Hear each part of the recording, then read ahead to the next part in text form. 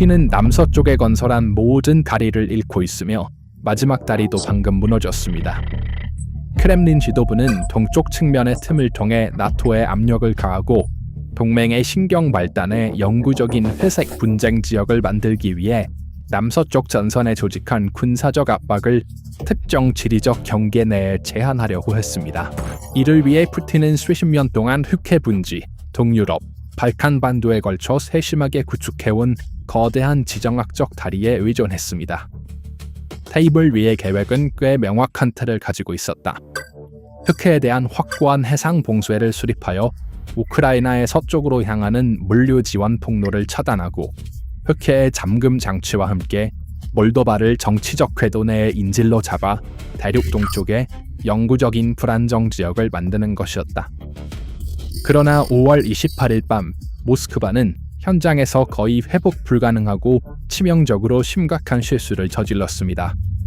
러시아가 우크라이나에 보낸 드론 43대 중 하나가 목표를 잃고 다뉴브 강을 건너 루마니아 영공에 진입하여 갈라치시의 아파트 건물 10층을 타격하며 나토 영토에서 폭발했습니다. 건물의 상층부가 폭발의 힘으로 파괴되면서 주변 지역에 대혼란이 발생했습니다.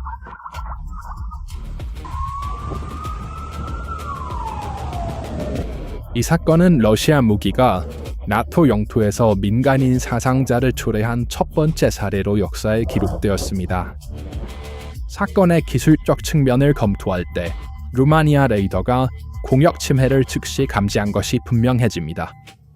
무인 항공기는 루마니아 국경 내에서 약 10km를 저고도로 비행했습니다.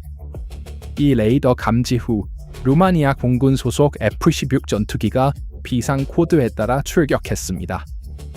조종사들은 목표물에 발포할 수 있는 허가를 받았습니다. 그러나 4분의 반응 시간은 드론이 민간 주거 지역에 도달하는 것을 막기에 충분하지 않았습니다. 공중에서 전투 조종사들이 직면한 근본적인 딜레마는 도시 지역에서 현대 공중 방어 시스템의 한계를 보여줍니다. 발포 명령이 실행되면 폭발하는 드론이 운반하는 파편과 탄약이 민간 주거 지역에 떨어져 광범위한 피해를 초래할 수 있습니다. 화력을 가하지 않으면 드론이 건물을 직접 타격할 위험이 있습니다. 이 딜레마는 2025년 11월에 발생한 유사한 침입에서도 나타났습니다. 그 당시 독일 유로파이터와 루마니아 F-16 전투기가 함께 출격했습니다. 조종사들은 발포 지점에 도달했지만 지상 민간인 피해의 위험을 고려하여 작전을 중단했습니다. 그리고 이제 나토는 이 공격이 평범한 국경 침입이 아니었기 때문에 경계 수준에 있습니다. 모스크바가 우크라이나의 물류 생명선을 차단하려고 하면서 남서부 전선에서 확보하려던 모든 지정학적 다리를 스스로 불태웠습니다. 루마니아 대통령단은 나토 조기 경보 통제기에서 제공한 레이더 추적 데이터를 즉시 공유하여 목표물이 러시아 본토에서 발사되었음을 증명했고 잔해를 우리에게 주시오라는 모스크바의 표준 방어를 즉각 무너뜨렸습니다. 러시아에서 출발한 러시아 드론 계란2가 있었습니다. 우리는 그 궤적을 알고 있습니다. 우크라이나를 통과한 경로를 알고 있습니다. 루마니아에 진입한 지점을 알고 있습니다. 43대의 러시아 드론 무리 중 단 하나만이 루마니아 영토에 도달했습니다. 그러나 이 시점에서 진정한 핵심 질문이 떠올랐습니다. 나토 역사상 첫 민간인 피해입니다. 왜 이 문턱이 중요한가요? 무엇을 적발하나요? 지금까지 동맹 영토에 떨어진 탄약은 일반적으로 빈 들판, 숲지역 또는 농경지에 떨어졌습니다.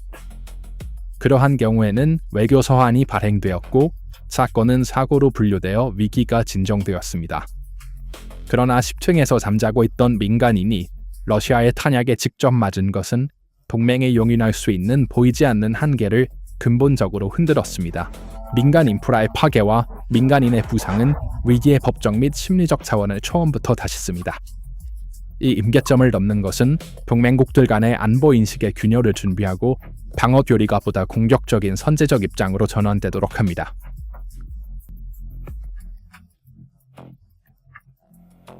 첫 번째 민간인 피해는 나토가 수동적인 국경 수비 역할에서 벗어나 국경 너머로 다가오는 공격 위협에 대응할 가능성을 논의하게 만들며 동맹 내 연대 압력을 최고조로 끌어올립니다. 그러나 이 물리적 파괴로 촉발된 지정학적 취지는 부쿠레슈티를 훨씬 넘어 키시나우 거리에서도 직접적인 반응을 찾았습니다. 사건이 발생한 장소는 우크라이나 국경뿐만 아니라 몰도바 국경과도 매우 가까운 지점에 위치해 있습니다. 이 지리적 근접성은 촉매제로 작용하여 크렘린이 수년간 정교하게 구축해온 정치적 구조의 붕괴를 가속화할 것입니다. 크렘린은 수년간 키시나우를 자신의 궤도에 두기 위해 복잡한 하이브리드 전쟁 전략을 수행해왔습니다. 트란스니스트리아 지역에 주둔한 1,500명의 러시아 군대, 에너지 협박, 그리고 정치적 개입은 이 전략의 근본적인 기둥을 이루었습니다. 그러나 우크라이나의 갈등은 모스크바의 남서부 방정식을 근본적으로 흔들었고 다뉴브 강둑에서 폭발한 탄약은 키시나우 거리에서 울려 퍼지는 안보 우려를 최고조로 끌어올렸습니다. 수년간의 관료적 논쟁이 될 것을 긴급한 국가 안보 반사로 전환시켰습니다. 이것이 방정식을 바꾸는 질문이 우리를 마주하는 지점입니다. 이 사건으로 몰도바 루마니아 통합이 어떻게 가속화됩니까? 위협이 국경문에 물리적으로 도달하면서 몰도바 대통령 마이야 산두는 2026년 1월에 참석한 방송에서 자신의 나라가 잠재적인 국민투표에서 루마니아와의 통합을 지지할 것이라고 선언했습니다. 이 발언은 공허한 메아리가 아니었습니다. 몰도바 인구 240만 명 중 약 100만 명이 이미 루마니아 시민권을 취득했거나 신청 과정을 시작했습니다. 루마니아 대통령단은 이에 대해 4월에 응답하며 몰도바 국민이 요구할 경우 루마니아는 통일을 준비할 것이라고 밝혔다. 이러한 외교적 방향은 단순한 일시적 위기 관리 반응으로 보이지 않는다. 이 결정은 본질적으로 현장에서의 구체적인 인구학적 변화를 반영한 정치적 선언이다. 이미 약 240만 몰도바 인구 중 100만 명이 루마니아 시민권으로 전환했거나 그 권리를 얻기 위한 필요한 법적 절차를 진행 중입니다. 이러한 대중 수준에서의 깊은 통합은 이미 두 국가의 정치적 통합에 필요한 사회적 기반을 구축했습니다. 부쿠레슈티의 이 역사적 기회에 대한 접근 방식은 또한 이 과정의 속도를 결정합니다. 루마니아 대통령단은 인접 국가가 의지를 보일 경우 루마니아가 언제든지 이 통합을 준비하고 있다는 점을 강조하면서 잔해에서 연기가 아직 피어오르고 있는 상황에서 유럽 지도에서 국경이 다시 그려질 가능성을 확고히 제시했습니다. 2026년 3월 현재 양국 국방부 간에 서명된 공동 군사작전 확장 계획은 이 과정이 외교 문서에서 현장 적용으로 옮겨갔음을 보여줍니다. 잠재적인 몰도바 루마니아 통합은 발칸 반도와 동유럽에서 러시아의 역사적 영향력에 대한 회복 불가능한 붕괴 시나리오입니다. 두 나라가 단일 정치 구조 아래 통합되는 문턱에서 몰도바 영토는 자동으로 북대서양 조약기구와 유럽연합의 안전 보장 아래에 놓이게 될 것입니다. 이 역사적인 시나리오가 탄력을 받으면서 크렘린을 밤잠 설치게 하는 존재론적 질문이 떠오릅니다. 통합이 이루어질 경우 트란스니스트리아에 주둔한 1,500명의 러시아군은 어떻게 될까요? 모스크바의 관점에서 이 통합의 가장 치명적인 대가는 이 분리주의 지역에 불법적으로 주둔한 러시아 주둔군에게 직접 부과될 것입니다. 우크라이나 전쟁으로 인해 공중 및 육상 보급 경로가 대부분 차단된 이 1,500명 규모의 군사부대는 통합이 이루어지는 순간 동맹 영토의 중심부에서 완전히 갇힌 상태에 놓이게 될 것입니다. 서방의 장갑차와 방공망에 둘러싸이면 이 부대들은 러시아 본토로부터의 물자 지원, 탄약 보충 또는 교대가 작전상 불가능해질 것입니다. 이 지역의 F-16 순찰로 인해 공중 보급 통로를 구축하려는 모든 시도는 실패할 운명입니다. 외부 세계와 고립되고 보급품과 탄약 지원이 차단된 이 주둔군은 시간이 지남에 따라 단 한 발의 총알도 발사하지 못한 채 점차 기능을 잃고 쇠퇴할 것입니다. 국경 침해가 발생한 지 몇 시간 만에 가짜 도발이 준비되고 있다는 긴급 허위 정보 공지를 서둘러 발표한 크렘린의 행동은 다가오는 물류 봉쇄의 위협으로 인해 모스크바의 복도에서 깊은 절망감이 조성되었음을 나타내는 지표였습니다. 푸틴은 물류 통로를 처벌하려 하면서 몰도바를 남서쪽 선에서 부쿠레슈티로 완전히 봉쇄하여 자신의 군인들을 가두고 있습니다. 도나우 강변에서 민간인 사상자 한계가 넘어서면서 부쿠레슈티 행정부의 위기 대응 척도가 처음부터 다시 쓰여졌습니다. 자연스럽게 떠오르는 분석적 질문은 왜 이번에는 루마니아가 다르게 반응했는가? 이전과 무엇이 다른가? 고통스러운 경험은 과거 국경 침입에서 사용된 외교적 비난과 관료적 협의 과정이 나무 꼭대기 수준으로 날아다니는 비대칭 목표를 막기에 충분하지 않다는 것을 이해하게 만들었습니다. 부쿠레슈티는 먼저 러시아의 콘스탄차 총영사를 72시간 이내에 추방하고 신속하게 임무를 종료했습니다. 유럽 동맹국들도 이러한 외교적 강경책을 지지했습니다. 폴란드 외무장관 시코르스키는 고이든 무능이든 러시아는 여전히 위험하며 우리는 스스로를 방어해야 한다고 말하며 선의의 해석 시대가 끝났다고 선언했습니다. 그러나 진정으로 지속적이고 구조적인 대응은 방위 산업 분야에서 나타났습니다. 루마니아는 2024년에 자국의 패트리엇 시스템 중 하나를 우크라이나에 기증하여 자국의 방공망을 희생하며 위협을 근원에서 차단하려는 간접적이고 수동적인 접근 방식을 보여주었습니다. 그러나 드론 탄약이 자국의 민간 건물을 공격하면서 이 접근 방식은 적극적이고 선제적이며 산업적인 무장으로 변모했습니다. 부쿠레슈티 행정부는 2억 유로 예산으로 세이프 프로그램을 활성화하여 우크라이나 방위 기업들과 함께 무인 항공기 및 요격 시스템 공동 생산을 시작했습니다. 이 조치는 엄격한 전장 테스트를 거친 우크라이나의 전쟁 기술과 루마니아의 광범위한 생산 능력을 결합하여 나토의 동부 측면에 국내 비대칭 전력 허브를 만듭니다. 루마니아는 더 이상 탄약이 통과하는 수동적인 물류 통로가 아닙니다. 자체적으로 생산한 시스템으로 비대칭 위협에 대응할 수 있는 능력을 갖춘 능동적인 군사 요새로 변모하고 있습니다. 이 강화된 군사 요새의 경제적, 전략적 기동 중 또 다른 하나는 흑해 수역의 에너지 안보입니다.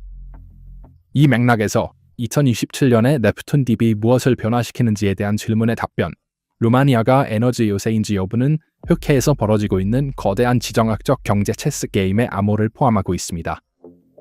루마니아는 흑해 연안의 천연가스 플랫폼과 해저 에너지 전송선을 1급 국가 안보 사안으로 선언하는 새로운 국가 방위 교리를 통해 2027년에 운영을 시작할 예정인 네프툰 딥 천연가스 매장 프로젝트를 통해 유럽연합의 중요한 가스 공급국 중 하나로 부상하는 것을 목표로 하고 있습니다.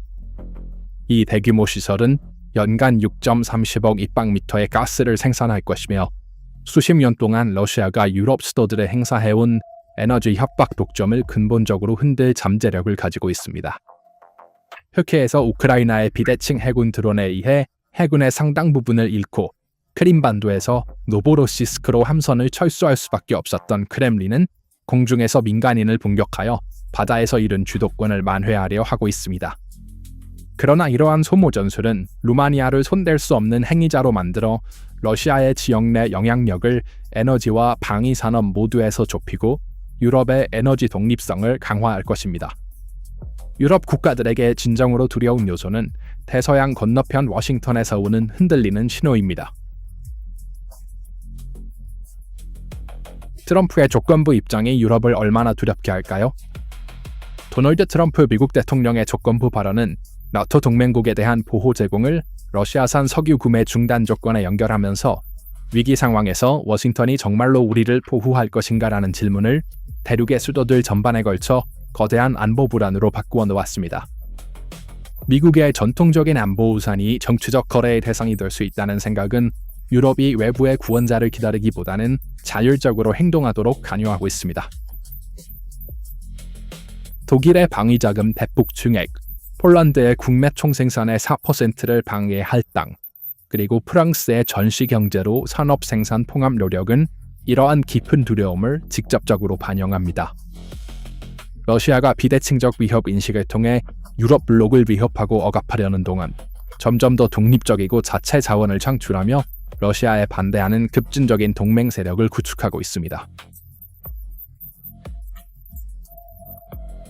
이 모든 지정학적 지짐, 외교적 대결, 수십억 달러의 무기 예산 속에서 유럽인들의 마음속에 울려 퍼지는 그 거대한 질문이 수평선에 나타납니다.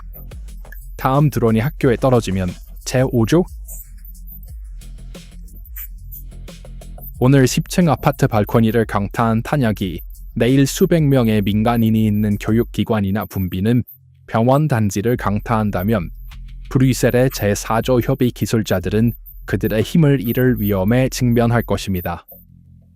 대규모 민간인 사상자가 발생하는 상황에서는 국내 여론의 압박과 국제적 분노가 동맹 지도자들로 하여금 외교적 비난을 훨씬 넘어서는 조치를 취하도록 강요할 것입니다. 그 문턱을 넘으면 집단 군사 행동을 요구하는 나토의 제5조의 무거운 구속력이 페이블에 오르게 될 것입니다. 전략적 경계를 밀어붙이려는 러시아의 노력은 통제할 수 없는 긴장 고조의 소용돌이를 동맹국의 문턱까지 가져왔습니다. 이러한 모든 지정학적 대응 조치에도 불구하고 갈라치의 아파트 잔해는 유럽 위에 떠도는 거대한 구조적 군사 격차를 드러냈습니다. 군사 분석가들의 마음속에 있는 질문은 매우 명확합니다. 왜 나토는 드론을 막을 수 없는가? 구조적 격차는 무엇인가? 동맹의 수십억 달러 규모의 대규모 방공체계는 대기권 밖에서 오는 대륙간 탄도미사일, 음속보다 빠르게 비행하는 초음속 제트기, 큰 레이더 신호를 남기는 중폭격기를 중심으로 설계되었습니다. 레이더 시스템의 알고리즘은 하늘에서의 엄청난 속도와 큰 질량을 감지하도록 정밀하게 조정되어 있습니다. 그러나 복합 재료로 제작된 저렴한 200kg 무인 항공기는 매우 낮은 고도, 나무 꼭대기 수준에서 활공하며 매우 낮은 열 및 레이더 신호를 가지고 있어 레이더의 큰 목표물로 나타나지 않고도 이 거대한 방태 아래로 쉽게 침투할 수 있습니다. 폴란드가 2025년 9월에 겪은 사례에서 단 하룻밤 사이에 19대 이상의 드론이 영공을 침범한 것은 책상 외교만으로는 이 비대칭적 격차를 현장에서 해소할 수 없다는 것을 보여주었습니다. 수천 달러에 불과한 가미카제 플랫폼에 100만 달러짜리 정밀 요격 미사일을 사용하는 것은 군사경제의 지속 가능성 한계를 초과시키고 도시 지역에서 전투기의 개입은 또한 심각한 민간인 피해 장벽에 부딪힙니다. 러시아의 전략적 의도는 이러한 구조적 취약성을 인식하고 있으며 정치적 발언을 통해 더욱 명확해지고 있습니다. 메드베데프에 계속할 것이다 라는 바람. 러시아가 이를 의도적으로 하고 있는 것일까요? 현재의 강력한 증거가 이를 뒷받침합니다. 러시아 안전보장이사회 부의장 메드베데프의 사건 이후 발언에서 서방의 지원이 계속되는 한 이러한 사건들이 계속될 것이라고 한 것은 이 상황이 항법 오류가 아닌 체계적인 지정학적 위험 작전임을 나타냅니다. 나토의 국경을 스치는 모든 탄약은 동맹의 정치적 의사결정 유연성, 관료적 속도, 그리고 회원국 국민들의 인내 한계를 철저히 시험하고 있습니다. 이러한 회색지대 위반은 대규모 전쟁 선언을 요구하지 않을 수준으로 유지되지만 지속적인 불안을 조성하여 동맹을 내부에서부터 고의적이고 의도적으로 신경을 건드려 약화시키려는 목적을 가지고 있습니다. 이 방정식을 더욱 어두운 차원으로 이끄는 것은 탄약의 생산 및 공급망입니다. 이란 드론에서 러시아, 우크라이나, 루마니아로 이어지는 체인, 하나의 무기, 세 대륙. 이 질문은 현대 비대칭 전쟁이 어떻게 빠르게 세계화되는지를 요약합니다. 이란에서 설계된 샤헤드 136 드론이 러시아 라이선스로 계란위로 생산되어 우크라이나의 물류를 공격하기 위해 발사되고 결국 루마니아 영토의 나토 민간인을 목표로 삼습니다. 하나의 무기 플랫폼이 세 대륙에 걸친 거대한 위기 네트워크를 연결합니다. 우크라이나 지도자 젤렌스키가 강조했듯이 중동의 뜨거운 분쟁과 긴장 구조로 인해 미국의 패트리어트 및 유사한 요격 시스템의 재고가 전 세계적으로 고갈되면서 유럽 동부를 보호하는 공중 방어막이 얇아지고 있습니다. 이 악화된 방패는 침투 장치가 직접 나토의 손에 떨어질 수 있는 기반을 마련합니다. 테헤란의 엔지니어링 책상에서 나와 갈라치의 아파트로 들어간 이 폭발물은 지역적으로 보이는 갈등이 어떻게 즉시 대륙 간 안보 위기로 변할 수 있는지를 증명합니다. 러시아의 흑해 해안에서 몰도바 국경까지 이어지는 얇은 전략적 선은 갈라치의 민간 아파트 10층에서 발생한 폭발로 깊은 충격을 받았습니다. 흑해 무역을 자신의 조건에 묶고 우크라이나의 물류 희망을 차단하려는 푸틴의 계획은 예상치 못한 국경 침해로 인해 크게 실패했습니다. 루마니아는 에너지 투자와 우크라이나와의 공동 무기 생산을 통해 수동적인 국경 관찰자에서 동맹의 동부 전선에서 적극적인 움직임을 보이는 주요 핵미자 중 하나로 변모하고 있습니다. 키시노우 행정부가 부쿠레슈티와의 군사 및 정치적 통합을 위한 법적 인프라 준비에 강력한 신호를 보내는 동안 이러한 탄약은 트란스니스트리아의 러시아 주둔군을 포위할 수 있는 물류 함정에 핀을 뽑았을지도 모릅니다. 다뉴브 강바닥을 매일 밤 반복하는 어두운 탄약 밀수는 외교 테이블을 점차 무력화시키고 있습니다. 레드라인이 넘겨졌고 민간 지역이 피해를 입었으며 동맹의 위기관리 한계가 전례 없이 밀려났습니다. 위기는 우크라이나의 단계에서 유출될 조짐을 보이며 유럽의 공동 안보 구조의 문을 뚫고 들어오고 있습니다. 다가오는 폭풍은 그 문을 두드리는 사람들 뿐만 아니라 문턱에서 불안하게 기다리는 사람들의 지정학적 운명을 결정할 것입니다. 이 주제에 대해 어떻게 생각하시나요? 댓글로 의견을 공유해주세요. PPR 글로벌의 분석을 계속 받으시려면 채널을 구독하고 알림을 켜는 것을 잊지 마세요. 저를 선택해주셔서 감사합니다.